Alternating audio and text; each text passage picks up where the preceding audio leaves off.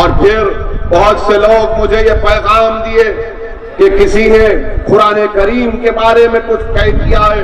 میرے عزیز دوستوں اور بزرگوں، ان لوگوں کے بارے میں کیا کہہ سکتے ہیں؟ نام وسیم ہوگا. یہ نام وسیم نہیں بلکہ اس کو تو لئیم پکارنا چاہیے. اس کو تو لئیم پکارنا چاہیے.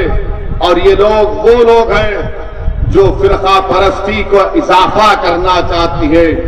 یہ وہ لوگ ہیں جو ہماری صفوں میں انتشار کو برپا کرنا چاہتی ہے. یہ وہ لوگ ہیں ہمارے اختلافات کو اور فروغ دینا چاہتے ہیں. جو لوگ قرآن کے بارے میں اس طرح کی بات کر رہے ہیں، میں تم کو لئیم کہتا ہوں، میں تم کو ابو جہل کا جانشین کہتا ہوں، میں تم کو فرعون کا بیٹا کہتا ہوں، میں تم کو نمرود کی اولاد کہتا ہوں. ارے وہ قرآن اگر شیر خدا حضرت علی ہے جن کو اسد اللہ کہا جاتا ہے، کیا اسد اللہ کی موجودگی میں کوئی کلام اللہ میں اضافہ یا کمی کر سکتا تھا؟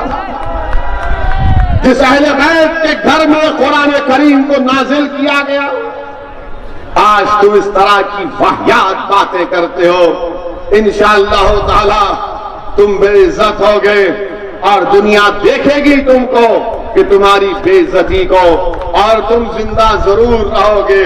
انشاءاللہ تم 130 سال زندہ رہو گے. جلدی نہیں جاؤ گے پیارے، آرام سے رہو گے. تم دیکھو گے کہ کیا ہوتا ہے. میرے عزیز دوستوں اور بزرگوں،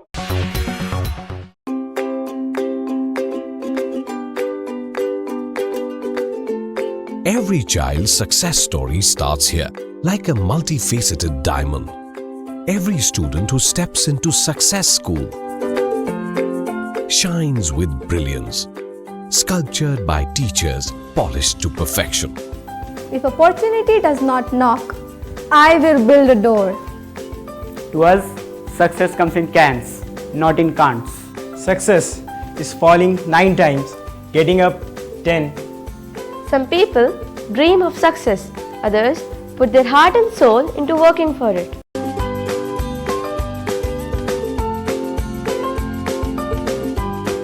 Success, finding oneself.